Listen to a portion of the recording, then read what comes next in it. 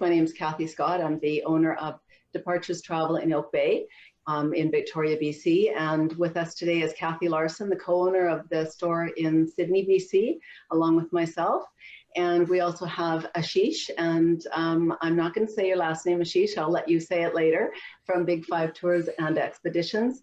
And we also have Leon Pardo, who's a wonderful tour guide with us today from Colombia, Bogota, Colombia. So very excited to have everybody on the show today. And our topic for today is sustainable tourism and why it's so important. And I'm really personally excited, and I know Kathy is as well, to have both of you here, from one from Florida and one from Colombia. And because you both really are the face of sustainable tourism. And we all know how important that is, especially in today's world. But it's been important for a very long time. And I think it's a subject that a lot of people don't really know a lot about. So what we wanted to do is sort of just give you the floor, Ashish, to take it away and talk more about, you can talk with Leon and just let us know what it means to you and why you are involved and all of that wonderful stuff. You know, this is absolutely such an important platform. You know, I was born in Kenya in 1977. My parents were from Africa as well. And when you start looking at tourism as a whole, you know, the tourism labor force makes up at least 20%, going on to 30% of the world employment. And there's so much that can be done around the world. Everything from anti-poaching to solving issues of climate change, to solving issues of poverty. You know, and Leon's a prime example of this. You know, when you look at Colombia, you know, there's a real case to be made for countries when tourism is done right, when you've got support going back to individual communities, to people that otherwise wouldn't have it, what that means. And when tourism makes up 10% of a country's economy, and done the right way, it leads to stability within a country. And Colombia is a poster child of it. Before tourism, Colombia was losing almost 2.5% to 3% every quarter in terms of economic growth, and in some cases more. And after tourism, it's 5% that they're growing, and it's the second largest export, even ahead of coffee. You look at the side effects of it. So I have a friend, for example, that owns a camp in Kenya. And one of the things that he prided himself on is the fact that he uses all the revenue from his camp to fund anti-poaching efforts, to de-snare these traps that catch animals for locals. Well, unfortunately, he's had to close his camp. And as he closed his camp, because of everything around us, he was very clear in saying that when sustainable tourism is removed from the equation, the entire staff working at the camp, which is literally, you know, one person supporting 6, that entire staff is impoverished within 3 to 4 days.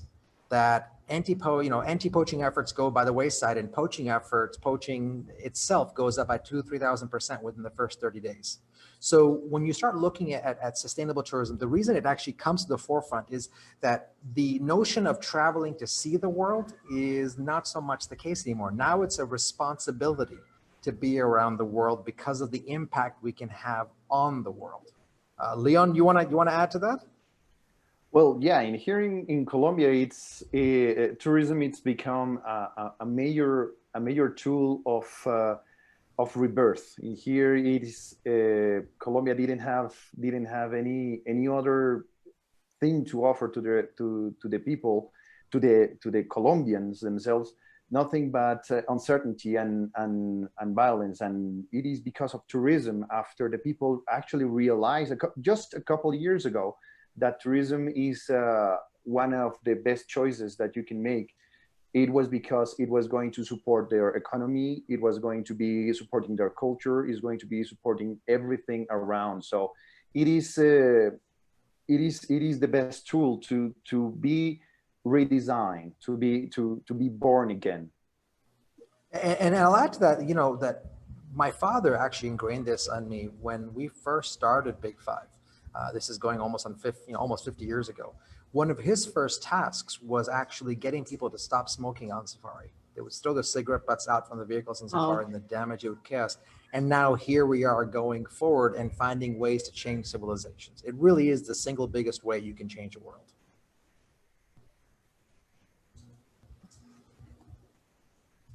Very much agreed on that one. It's you can really see it right now with tourism having been halted at the ripple effect in the communities. It's quite something, isn't it? Leon, you were going to talk a little bit about how Colombia is resilient.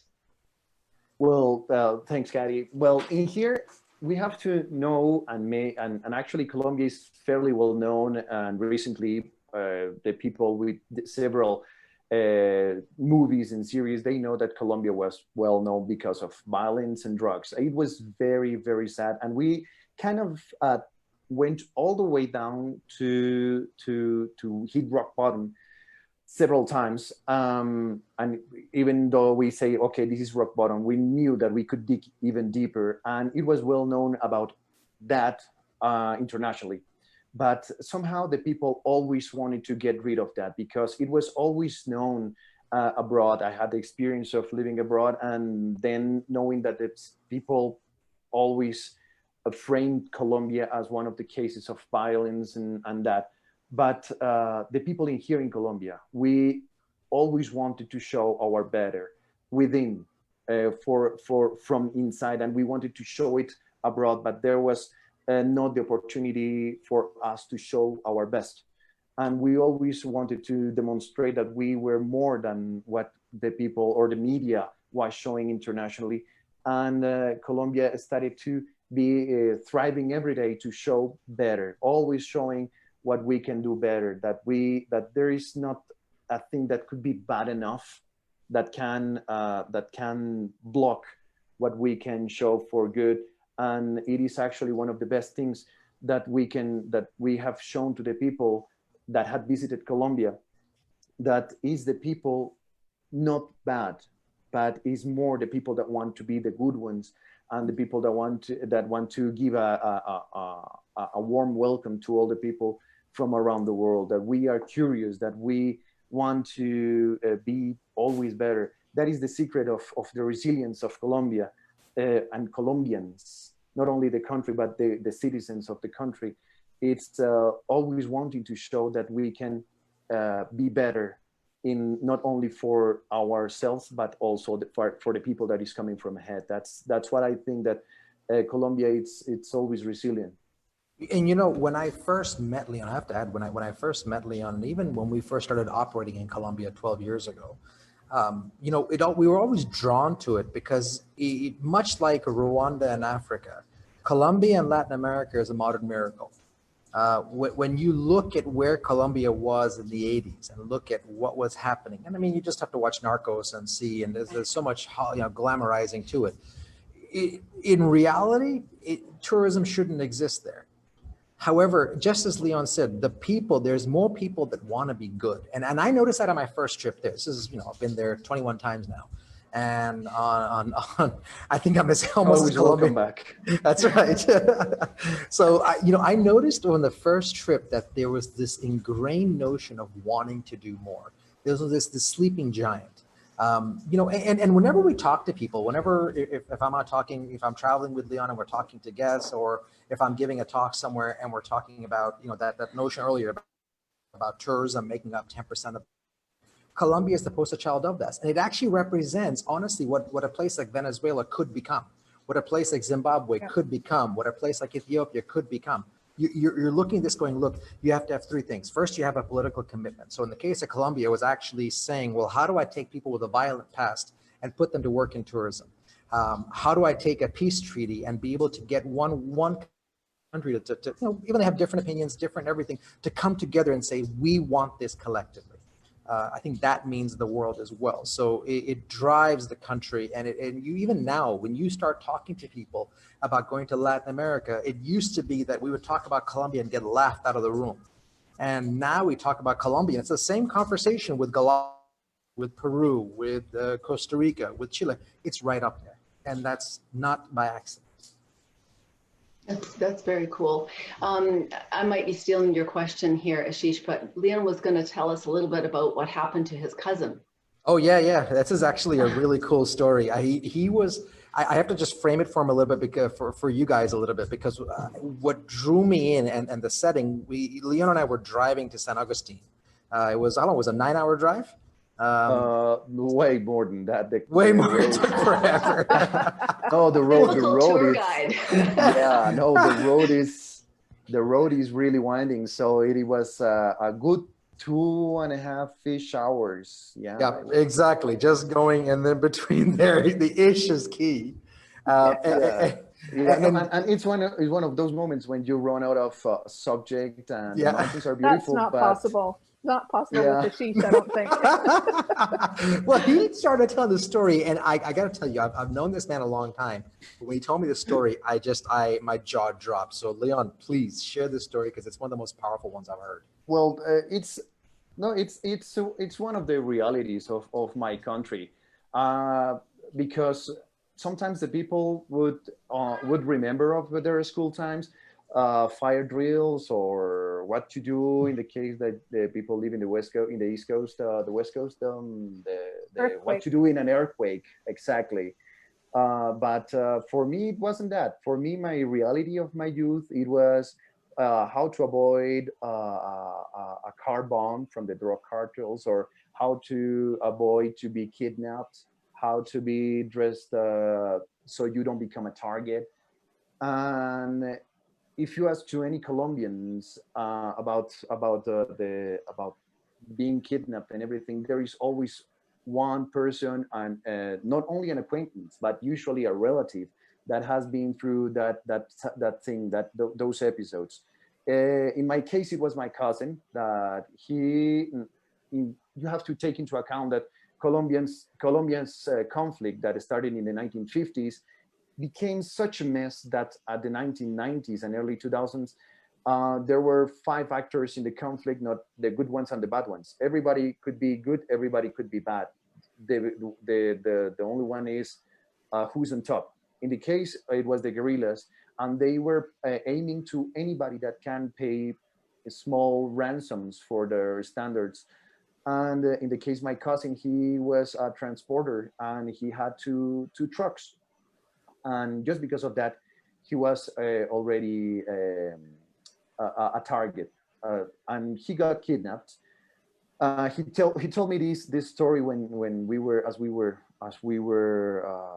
having a Christmas meeting, and he was such as I am mentioning, as a normal story as like what happened on the spring break.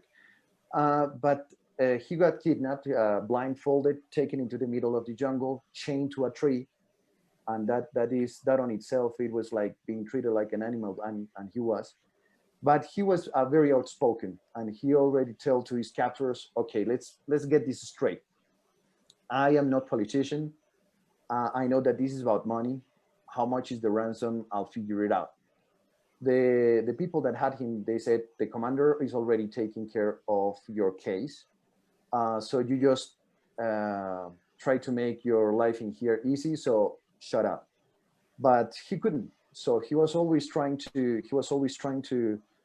make a conversation with the people. He was a big guy. He was, I don't know, like 250 pounds, and obviously he liked to eat. So he was always like, "Hey, I am not going to run.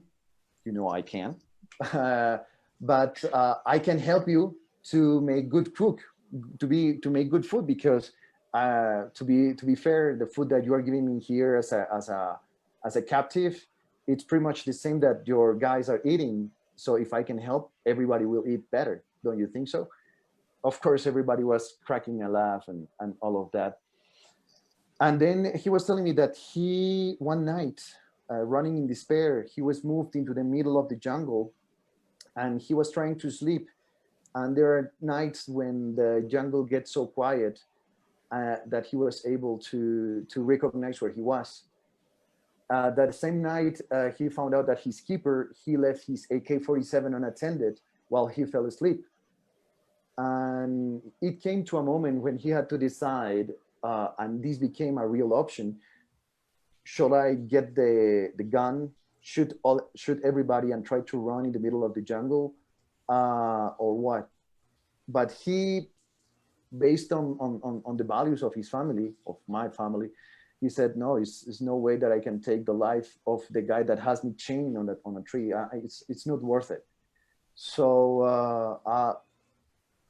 he stood up, he called the commander of the camp, and he said, Mister, you think that you can keep me here because you think that I am not, I have no clue of where I am, but you kidnapped a truck driver.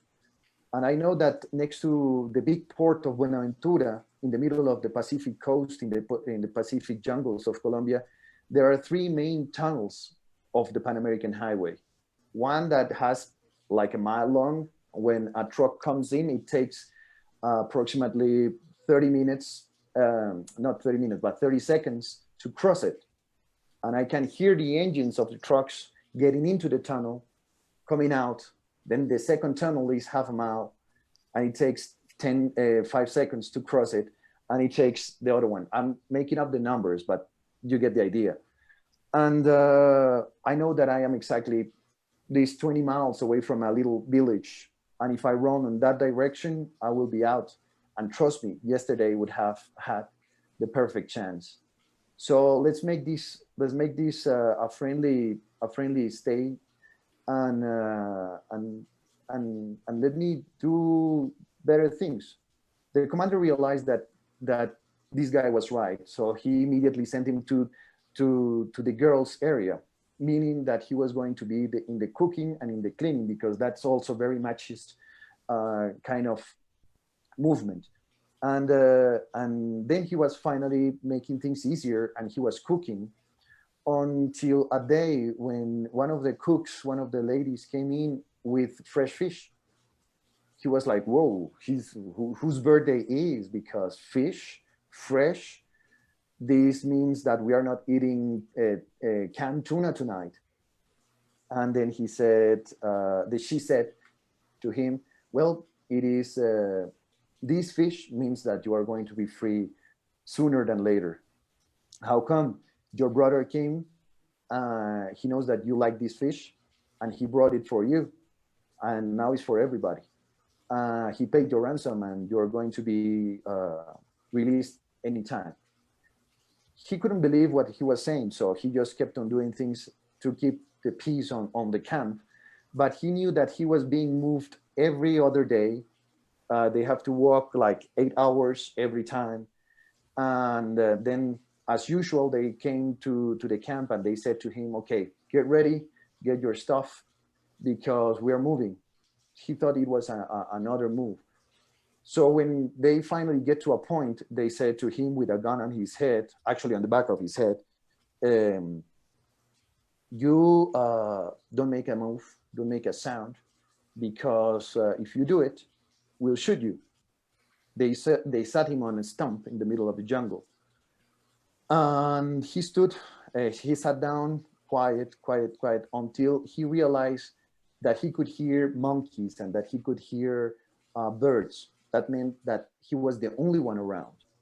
And then he just make a leap of faith and unfolded. Then he just couldn't believe that he was able to see a farm. He ran, and then he said to the guy, hey, help me. I was being hostage, but I was released. He could escape, and then he was free. He was actually thanking all God and the Virgin Mary, because he's very devout Catholic, and he was able to phone his family, and I'm happy, and I'm free. I couldn't believe he was held. Then he realized that he was being held for like 3 months in the middle of the jungle, without knowing that if he was or not going to be alive. Of course, he was happy. He called everybody, and we make a celebration for him. And eventually, as the years went by, we were able to openly speak. Hey, how was that? And of course, as he was 250, he came back almost around 150. He was like 100 pounds just in that. So it was very dramatic to see him again, but it was more the joy to finally see him back. No, I love this story when he tells it, just because of the fact that You know, when we were talking earlier about how important tourism is, just think this was Leon 15 years ago, right? That this happened. Yeah. We're talking about 2003, well, more than 15 years. It was 17. Yeah, it looks like it was like it was yesterday, but then when you start tracing back, and you start to realize how big the change has been in the country, it is very dramatic, and it is I don't know how to explain it actually in English. That is not my mother language. But Español it's, está bien, también. but it is a thing that is reconforting, and it's soul warming, because it makes you feel that things are always changing for good. And after I heard that story, I tell people all the time that Colombia es el país así mi corazón. This is a country that's in my blood, because I hear that story, and that is what we're talking about. That without tourism, you go back to that.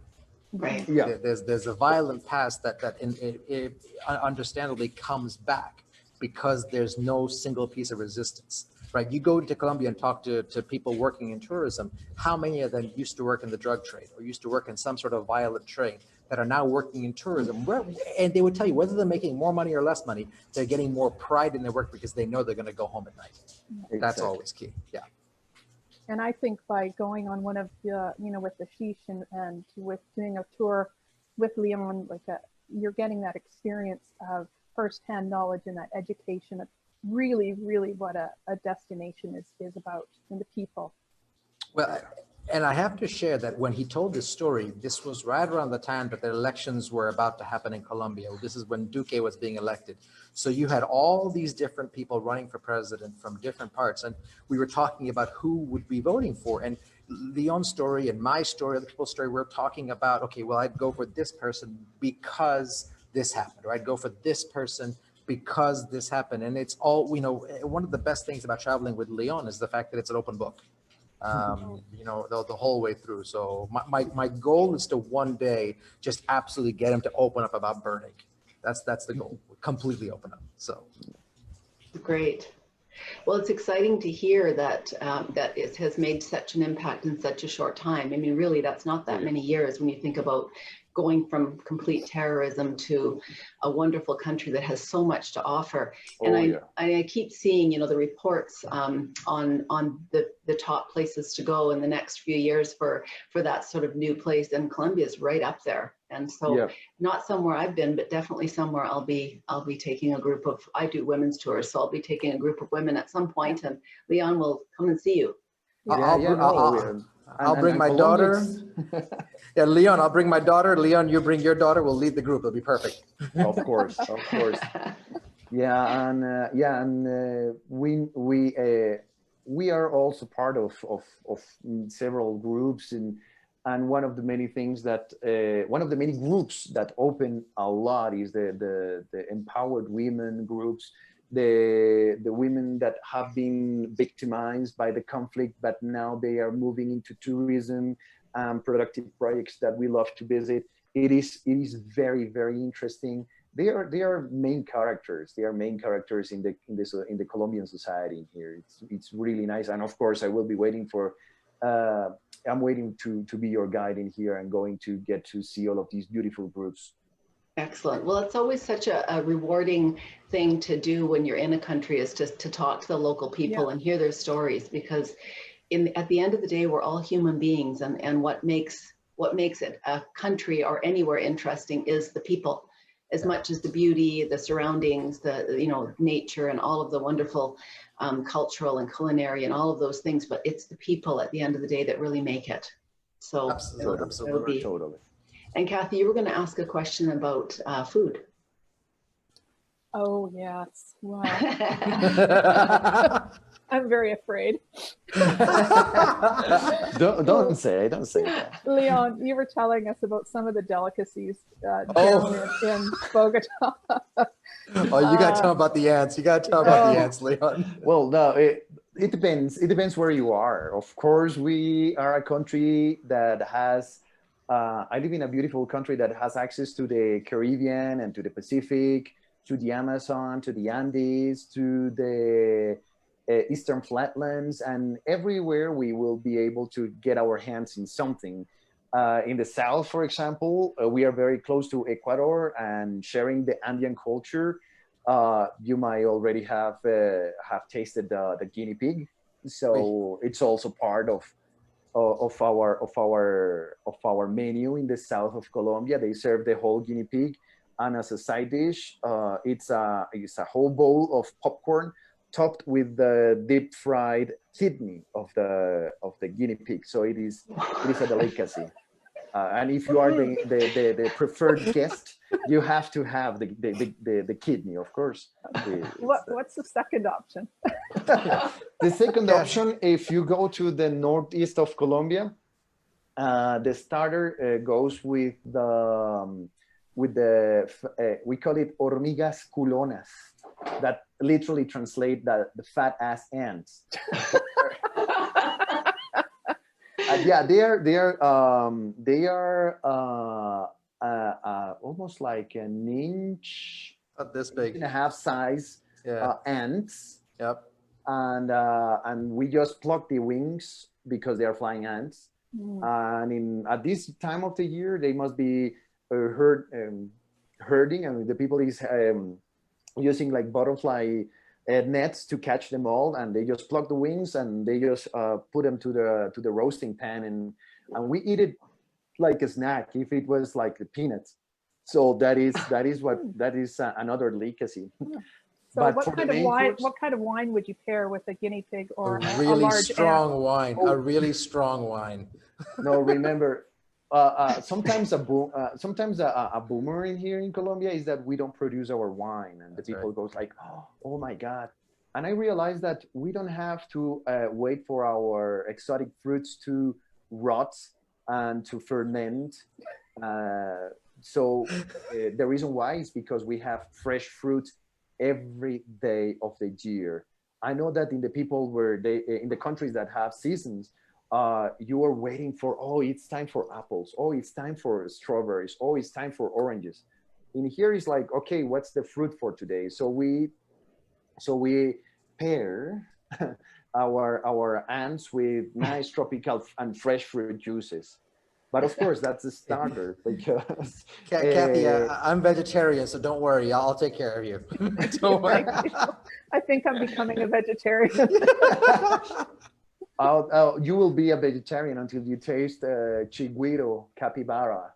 That it's the largest rodent on earth, and we just barbecue it, and you will have a very nice second thought of the Colombian delicacies that we have. Excellent. You had me at rodent. Yes, perfect. I know. Well, that's hilarious. Yeah. Well, it's been really a delight having both of you on, and we've gone over half hour already. It's just gone really quickly, but we could just keep talking to you all day. Is there anything further you wanted to add before we finish off? Leon, I'll let you go if you want to add anything in closing. No, that for me as a tour guide for the last 15 years, I remember my first tour. The company I used to work for, they used to say, Leon, ground rule, you don't talk about drugs, you don't talk about violence. And guess what was the first question I got from my tourists? While we were rolling on an armored car with a guy on a motorcycle with a gun protecting us, it was dreadful. But it was thanks to tourism that I now roll with people from the US, from Canada, from Europe, in the most dangerous roads of Colombia, because we are going to one of the most beautiful places. And also Rainbow River, one of the secrets of Colombia, the river of the 5 colors, Caño Cristales, with Japanese, that they are very concerned about their security, about their safety. And being part of groups that have been guided with people that were growing coca plants to process to make cocaine, because for them it was easier to make money out of that, or not easier, it was the only way of making money for them. And also noticing that the expert in the field of flowers or birds used to be a guerrilla member that is sharing the boat with a person who used to be a sworn enemy of him, a member of the army, of the Colombian army. Everybody sharing, everybody showing the best of the country just because of tourism, protecting their environment because of tourism, and making everything work together to make, just to put the word in, sustainable for them. It is a miracle that I have been blessed to be a first-hand witness. So it's tourism the best way of protecting my country and protecting my people? Yes, it is. That's and only with travelers around the world that are able or brave would be a word, to come here and to discover a new country. It is one of my greatest joys in here. And of course, if there is somebody that want to come to Colombia, I'm more than glad to be your guide and to show you all of this beauty. And I'll add to that, just because he's exactly right. To illustrate what he was saying, we had some guests that were in Colombia last May, just with a group that was with us, and Leon and I were together, and they went to Africa afterwards. And when they came back, Africa was fantastic. But when we talked to their travel advisor, they basically came back and they said, Colombia still takes cake. So they saw the migration and loved Colombia better. So to somebody like me, who was born in Kenya, to hear that, I have to tell you, I was in conflict, because do I betray my motherland, or do I side with my passion? So, to what Leon said, I echo it. The fact that tourism has changed his life, it's changed my life. And you talk to anybody in Colombia, they don't tell you, oh, I'm from Colombia, put their head down. They very proudly tell you, I'm Colombian, and rightfully so. They've come such a long way. So I'm blessed to know Leon, and to all of you as well. Well, you can certainly see it in the pride that Leon talks about Colombia. Yeah, fantastic. Absolutely. Yeah. So thank you so much, Ashish and Leon and Kathy, and for bringing us this really fun half hour. And we will definitely have to do it again. Absolutely. That's great. Always welcome. Thank you so much. And I look forward to coming to your beautiful country and seeing you soon.